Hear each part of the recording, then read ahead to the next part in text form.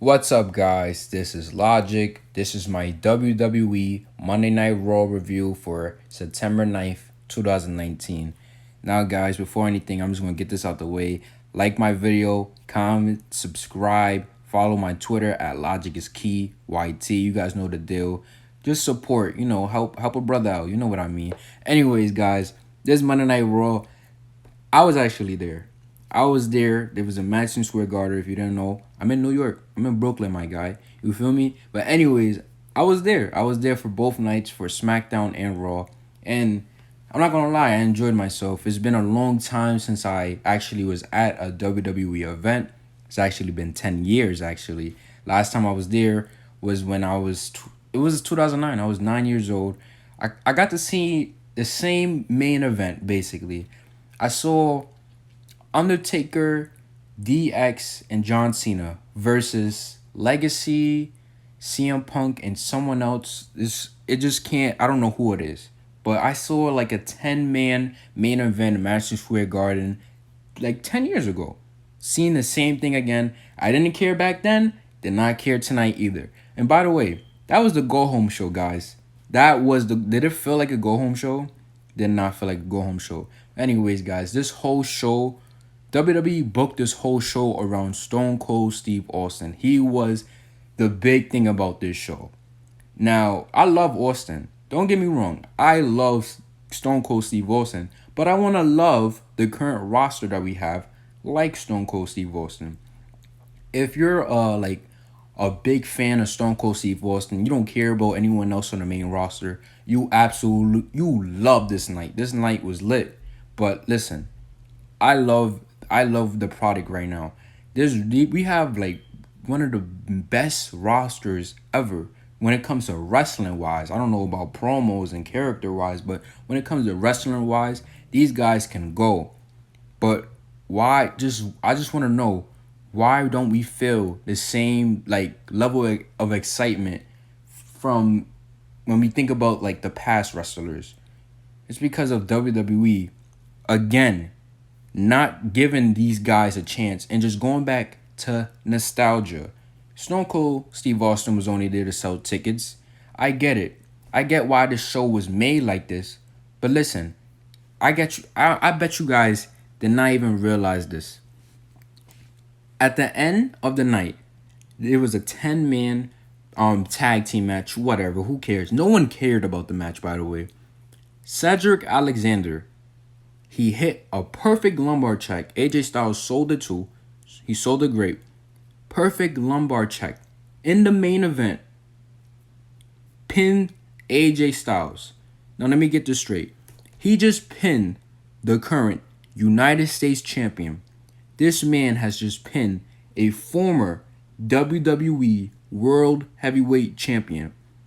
And immediately, before he even got to celebrate, you hear the glass shatter. Now, I was there. I got hyped. I didn't notice it at first. But when I got back home and I rewatched it, I was like, whoa, he just beat AJ Styles.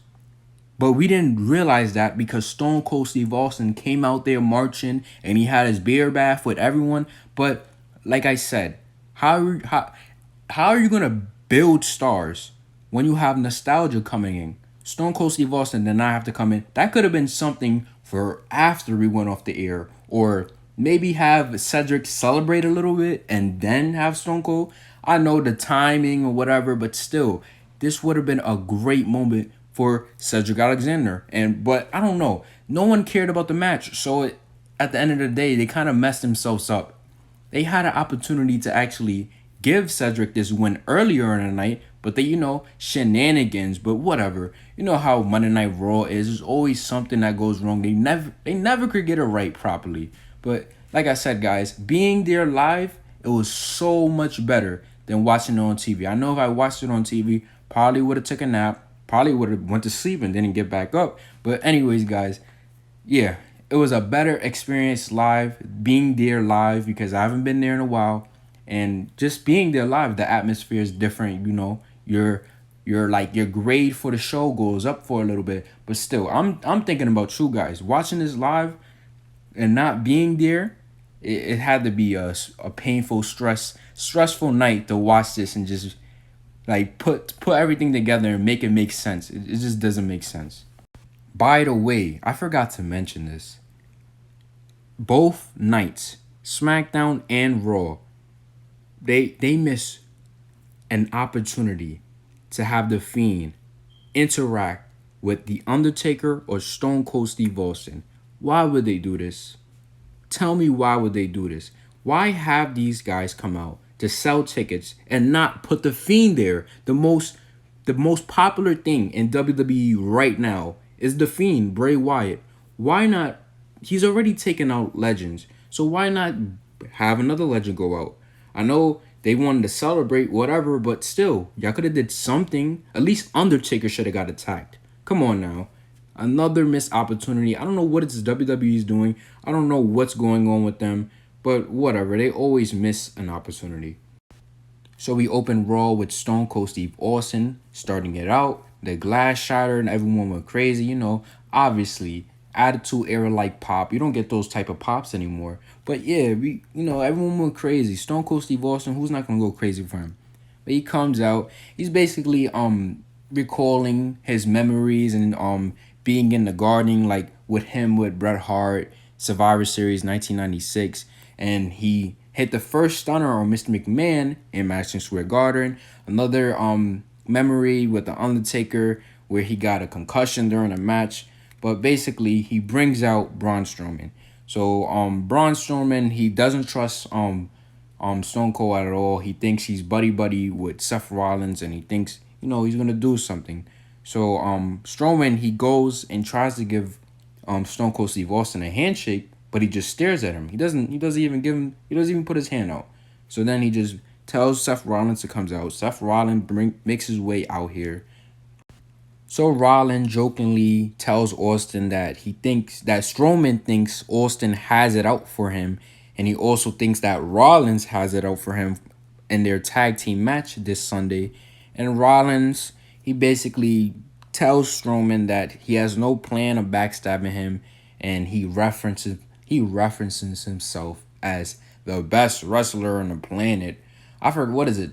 I don't even know what magazine that said he's the best wrestler on the planet. New York City booed the shit out of Seth Rollins. You can't be saying that, bro. You're not even the best wrestler on Raw, buddy. AJ Styles is way better than you. And we have multiple superstars that are way better than you.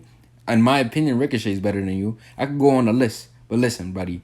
Just because you got that little accolade, don't be touting it like you're the boss or something. We know you're like the number one guy right now, but are you really the number one guy? I don't know. There's a reason why you got some booze, bro. You gotta humble yourself a little bit. And another thing, which I felt was a little cringy, we were whatting everything. Any type of pause, we whatted. Stone Cold Steve Austin's out there. We're gonna what all day. We were whatting Stone Cold. We were whatting Seth, Braun, and AJ, who comes out a little later on. But Seth, he said he doesn't like the what chance, but just because Stone Cold's there, he likes it. What is this? Why are you pandering to Stone Cold Steve Austin? Wouldn't it be weird if Stone Cold Steve Austin, I don't know, pandered to Hulk Hogan or something? Or I don't know, whatever. Wouldn't it be weird? I get it. He's a legend. You respect him, but you don't gotta be like, oh, I don't like it, but since you're here, it's cool. Like, what? Come on, bro. Just ignore the what chance. Like, whatever. It's just, come on. It's just little cringy stuff like that just ticks me off. So Strowman finally talks. He talks to Austin. He says he looked up to Austin for years, but a rattlesnake is always a rattlesnake. And he doesn't believe that Rollins will turn on him. He loves being the tag team champ, but he will love being the Universal Champion more. So he says, to quote the greatest of all time, I'm going to open a can of whoop ass, and you're going to get these hands. Why? Why did I have to be added? I don't know. First we have Seth Rollins saying, I like the what chance, but he doesn't like it just because Stone Cold is there. He likes it now. And then we got Strowman saying, a can of whoop ass. Come on, bro. Just be yourself. I don't know. It's just, I don't know. Like, be yourself. No one has a character. So Strowman, he signs the contract and AJ Styles music hits. Now we was actually chanting AJ Styles. Not that it wasn't that loud. We were actually chanting AJ Styles when Seth Rollins said he was the best wrestler, and then we got exactly who we wanted, AJ Styles. But anyways, all right, New York City, we love AJ Styles, but Stone Cold Steve Austin was there, so we had to what him. Everybody was whatting him. He was playing along with it too. He was telling us to shut up, but he came out and he started mocking some of Stone Cold's catchphrases. So AJ was basically telling Stone Cold like to stay out their business. This is not involving him.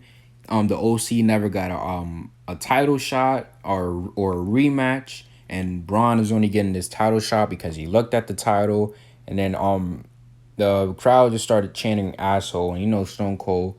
He said, I don't know if you know, but like 18,000 people are chanting asshole at you, whatever. The crowd popped for that. And AJ, they slowly got to the ring. And, Stone Cold, he pushed the table to the side. And because AJ called him a old fart.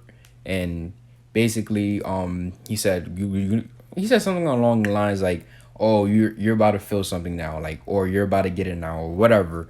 And then Seth and Braun, they go after the club or whatever. Basically, everyone's out the ring except for Stone Cold Steve Austin, which didn't do nothing. He was just standing there. And AJ Styles, Seth Rollins, Carl Anderson, Luke Gallows, all on the outside, same thing as Braun. And AJ, he's looking at Seth and he's like, yeah, get back in the ring, get back in the ring. The whole time, Stone Cold Steve Austin is behind him. Now, everyone's getting hyped up. The crowd's going crazy. We know what we're about to see. AJ turns around, middle finger, stunner right there. Big pop right there. I loved it. Even though, if you've been watching my videos, I hate that the OC is just losers. They don't do nothing, but it's Stone Cold. I let it slide. It's whatever. AJ Styles, he's fine. I'll let it slide. But, they had to do it again after the show. When the show went off, he got stunned again. I felt like that was overkill. But, they wanted to send the crowd home happy. So I don't blame them for that. But, it was just a regular stunner. That's how they opened the show. So it wasn't that bad. But I don't know. I just felt like this was a little cringy because everyone had to say something about Stone Cold. Seth Rollins with the what chance. Braun Strowman and AJ Styles saying some of his catchphrases. Like, come on, why no one has their own identity? Everyone is like just trying to like pander to Stone Cold Steve Austin. So I don't know. I did not like this opening segment. I just felt like it was a little cringy, but whatever. So we went to commercial, and AJ Styles, he stayed in the ring the whole time during commercial, and we had AJ Styles versus Cedric Alexander. Now, I was enjoying what I was watching. It was a good match. This went on for about 9 minutes, but Cedric wins by disqualification because the OC got involved. They ran down. They started attacking Cedric Alexander, whatever. But then the War Raiders came out to save Cedric Alexander. They hit Thor's hammer on Carl Anderson. But why did this have to happen? I get it why this happened because they was going to set up the 10-man match. But why did this have to happen? We could have had Cedric beat AJ Styles 1, 2, 3 clean right here instead of having it in the main event where no one cared because Austin came out immediately. We could have had that big moment right here, right after. I mean, people would have complained because he got stunned and then he lost to Cedric, but still, have the moment. Give us a reason to have Cedric face AJ for the U.S. title. Now, I don't like that reason. Obviously, I want him to win like a number one contender shot, but if you're going to have him go face him, have him beat the champion. Have him look strong. 1-on-1 match, not in the 10-man match, and then have Stone Cold come out and kill all the momentum and the moment that Cedric just had. But whatever. What do I know? Whatever. So, yeah, basically, you know what else they could have had? They could have had AJ win, or what am I saying? They could have had Cedric win tonight and then still have a post-match attack. Have the OC come out after, right? They beat up Cedric. Same thing could have happened. The War Raiders could have came down, whatever, but they could have broke it up, whatever, and then later on we would have had the War Raiders facing the OC. It would have made more sense instead of just having a 10-man match.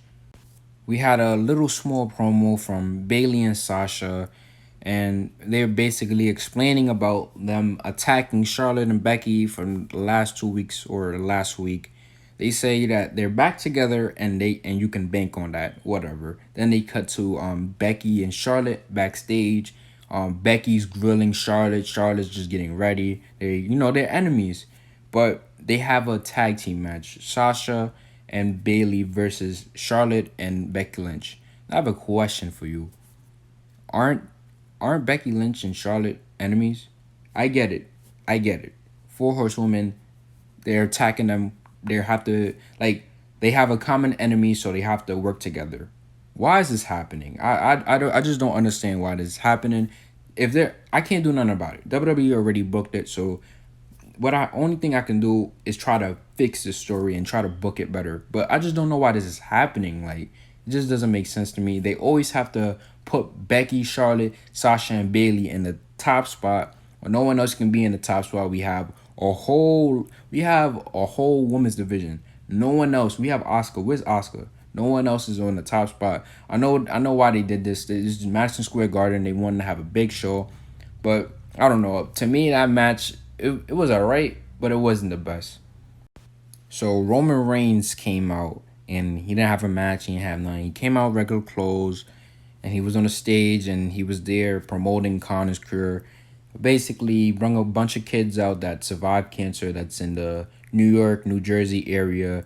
They all had their own personas, their own characters, and everyone just clapped along. And it was a little nice moment. You can't hate on it. Like obviously, it took a little bit of time to show, but you can't hate on it. It's whatever. These kids, they beat cancer, so they deserve to get the ovation, I should say. But um, I'm not gonna hate on this, but they always have to put the cancer thing with Roman, but I think it's actually good. Like Roman is over right now. Like he's getting the most cheers he's ever gotten probably right now. And you're putting him in front of like children that had cancer, that beat cancer. How can people boo him? I know he started getting boos. I was there. He started getting boos, but once they realized it was the cancer situation, everyone cheered. No one's not going to cheer. No one's not going to boo that. But you understand, I kind of like that WWE's taking advantage of his cancer thing to keep him over. I don't know. I just want Roman to turn heel. That's what I want. But I don't know. I can't fault them for using the cancer thing to help out or whatever. So that doesn't bother me at all. So now we have the tag team match: Becky and Charlotte versus Sasha and Bailey. This went about 17 minutes. This went a little too long. Um, it wasn't that bad. It just felt a little sloppy. Watching it on TV and being there live, it was too long and went a little too sloppy. But anyways, WWE, like I said, they just booked it to have a big match because they wasn't thinking about someone losing. Someone had to lose, but all these women, they had to look strong. They're all gonna be in pay-per-view matches. So why have them lose? But anyways, Charlotte gets the win. Basically she hits the natural selection on Bailey. Yeah. If like obviously this is already predetermined. Like I'm already late on this review, so you already know what happened. But Charlotte got the win because Bailey beats her at Clash of Champions. So it's like 50-50 booking. Whatever. I enjoyed it for what it was. I was live. I was there live, so I enjoyed it for what it was, but I don't know. Watching it on TV, I probably would have been bored on my mind. It got hot at the end, but like I said, Charlotte beats her with the natural selection. So we see the OC, they're still upset about what happened earlier. And Dolph Ziggler and Bobby Roode, they approach them and they basically give them an offer to help them out as backup, I guess. AJ agrees with a fist bumps them, and that's it. Now that's basically setting up for the 10-man tag match. Next match we had was Rey Mysterio versus Grand Metalik, and this was short, but this was fun. I really enjoyed this. This was like one of the highlights of the night. Actually, it was real short, but like Rey Mysterio is back on his winning streak, and he had an opponent he can actually work with that does the lucha libre style. It was fun, but anyways, this match was real quick. It was pretty like 5 minutes probably, not probably less than 5 minutes. But Ray gets the win. I mean, it was fun. It was not nothing memorable, but it was a fun match. I really enjoyed it. The next match we had was probably the match of the night. This was my favorite match. Samoa Joe versus Baron Corbin versus Ricochet, the King of the Ring semifinals. Whoever wins this is in the finals. Boom. Now they already did the BS thing with Samoa Joe and Ricochet getting, both pinned at the same time. And they should have just had Corbin get the buy-in, but whatever. We got this match. This match was fun. Whatever. This match, it was actually awesome, actually. But now I have some respect for Baron Corbin. I always hate on him because I don't want to see him on my TV. I don't even want to see him. But now I don't see him as go home heat. I see him as just a good heel now. Like, that's what he is. And I feel like the King of the Ring fits him now. I don't know. King Ricochet, King Joe, I would have rather that. But King Corbin, I mean, you can't hate on it. You knew this was going to happen. But anyways, and New York City, there was a lot of Baron Corbin fans. There were, like, the whole row in front of me was cheering for Baron Corbin. And I was just like, what is going on? So we were, like, arguing with each other. Like, it was they turned around and they was like, let's go Corbin. We was like, Corbin sucks. Like, I don't know. It was like 50-50 in that arena. But Baron Corbin has a lot of fans. Like I said, I was hoping Joe or Ricochet would win. But obviously, the King of the Ring gimmick is for Corbin. Hopefully, this actually does something for Corbin besides just calling him king. Hopefully, I don't know, he gets like a championship opportunity or something. But anyways, this match was about 14 minutes. The ending of the match, Samoa Joe, he had Ricochet. Or no, he had Baron Corbin on the outside in the coquina clutch. Ricochet was on the apron and he hit shooting star. He got Joe back into the ring and he was going on top for the 630. But Joe, he moved out the way and he caught him in the coquina clutch. Ricochet used the turnbuckle to flip over and then he connected with the recoil. After this, Ricochet went to the top. He hit the 630, but Corbin, out of nowhere, I knew this was going to happen. He grabbed him. He literally threw Ricochet in the crowd over the barricade, covered Joe, 1, 2, 3. Obviously, Joe is going to take the pin. Corbin wins. King Corbin's going to happen. Basically, we see Corbin going to the, the throne, and, it's just basically he wins. He wins the King of the Ring. We already know this. Corbin looking good in the King of the Ring. I don't know. I kind of like it now. Now, the next match, no one didn't give a shit about this match. And same thing with the main event. We had Lacey Evans versus Natalya. This was 5 minutes. We got chance of boring CM Punk. We had so many chants during this match. Nobody cared about this match. I'm not even going to waste my time on this match. But listen, Natalya, she got the win by applying a sharpshooter on Lacey Evans. Lacey tapped out. That's it. No one cared about the match. I'm sorry. Just no one didn't care about it. So I actually got to see this too. This was on main event. Well, yeah, it was main event. It was before Raw actually started, like around 7:40-ish probably. Answered Kenner on, I think he's in Boston now. He used to play for New York, whatever. He pinned R-Truth for the 24/7 championship. And he actually won it. And then, he pulled down his little jacket. They were showing this little highlight. He pulled down his jacket, showing the Boston, whatever. Then R-Truth, he rolled him back up and won the title back. So whatever. They showed that. I'm not really into basketball. Like, I watch it every now and then, so I didn't really care. But I was just playing along with the fans. Once I saw that Boston jersey, I was like, boo, whatever. But I just played along with it. Here we go. Something good. We have Bray Wyatt's Firefly Funhouse, and a lot of people thought it was symbolism in it, and I still think it is, but we were proven wrong. We thought that 11/19 was for the Undertaker, but I'm gonna get into that when I get into that. So Bray Wyatt's there, and Ramblin' Rabbit is saying "Stranger Danger" to Bray, and the stranger that he's talking about is Stone Cold Steve Austin. So Bray pulls out an alarm clock that says 3:16, and he's about to hit it. But the puppets, they keep going on saying stranger danger, stranger danger, stranger danger, until Wyatt, he just yells at them. and then he he says he's gonna fix the clock. So he gets his hammer, right? Hits the clock. The clock switches to 11:19. Now people were speculating that it was for The Undertaker. The Undertaker debuted 11/19, 1990. It made sense, and The Undertaker was going to be there the next night, but clearly that did not happen. Wasted opportunity. I don't know what night 11/19 stands for or means. I'm not sure. I don't know. It was there for a reason, so don't give up on that. It was there for a reason. But anyways, Bray says you can't blame a rattlesnake for being a rattlesnake. A stranger is just a friend you haven't met yet.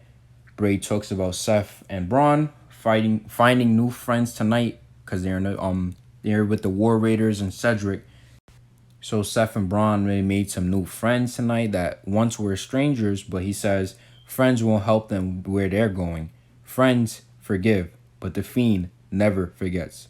Then he's over there looking all creepy. Then he says, "See you in hell," and he's waving away, bye, whatever. This is symbolizing hell in a cell. Next pay-per-view, Bray Wyatt is going to be facing Seth Rollins. Obviously, Braun Strowman did not win that championship. He wasn't going to win the championship. I don't know if he will ever be a world champion.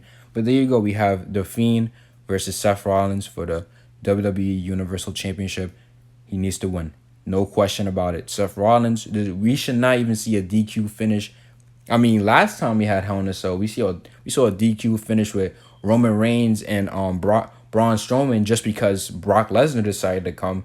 We better not see another DQ finish. Bray Wyatt better win that title. Finally, we have the main event. We have a 10-man tag team match. Seth Rollins, Braun Strowman, Cedric Alexander, and the War Raiders versus the OC, Dolph Ziggler, and Bobby Roode. I was there live. I didn't give a shit about it, and everyone else there did not give a shit about it. I swear to you, there were people in front of me trying to start the wave. So you know what I did? I helped them out. We started a wave. We decided to do all these chants. We was not, the match, I don't know how long the match went on, but nobody gave a shit about the match. People were leaving. People were on their phone. People were just making chants up. Nobody cared about this match at all, and I did not care about this match at all either. But anyways, like I said, at the end of this match, Cedric Alexander hit a beautiful lumbar check on AJ Styles. It was beautiful. Picture perfect. 1, 2, 3. Cedric Alexander just pinned a former WWE champion, the current United States champion. And next thing you know, he hit a glass shatter. Boom. Immediately. Taken away from his whole shine. Taken away from his moment. The momentum he just gained. He just pinned the champion. Come on. Doesn't matter. We don't care about that. We care about Stone Cold Steve Austin because he's coming right back out. Whatever. He gets his beer. Everyone's there. They have their little toast, their little beer celebration. Goggle the whole beer down, whatever. That's it. That's what happened. I don't know. I just feel like nostalgia just took over the moment. This was the moment for Cedric Alexander. He just pinned the U.S. champion. I don't know. Do y'all get that? Do you understand it? He just pinned the United States champion. Why is he not getting appreciated? Why is Stone Cold coming out and celebrating now? I get it, but I don't get it. Come on. You gotta push this. You gotta push the new generation. Anyways, if you guys don't know what happened after we went off the air, AJ Styles, he was still outside. Stone Cold, he praised him, and he said he wants him to come in the ring and have a beer with him. And you can't. Stone Cold Steve Austin, you can't trust anybody. Don't trust a soul. He hit him with the stunner. That's how he went off the air. That's it. Or we was already off the air, but that's how he let us out. And he actually had what's his name, Sal from Impractical Jokers there. They had a beer bath as well. That was a little fun, but you know what I mean? It was fun. It was a fun experience being there live. But watching this on TV, there was just so many moments where I'm just like, why did this happen? I'm so happy I was there live to actually watch it because I would have been real upset if I was just home and I was watching this. It would have felt like a waste of time. This was a go-home show, by the way. Go-home show to clash the championship. And the whole main focus was Stone Cold Steve Austin. The Universal Championship felt like an afterthought. But whatever. You know how WWE is. And they didn't do the same thing, but they kind of did the same thing with Undertaker. He was only there to sell tickets. But whatever, guys. Make sure you guys like my video, comment, subscribe. You know the deal. Follow me on Twitter at Logic is Key YT. It's Logic is Key YT. You know the deal, guys. Check out the rest of my videos, my past videos. You know what to do. There you go, guys.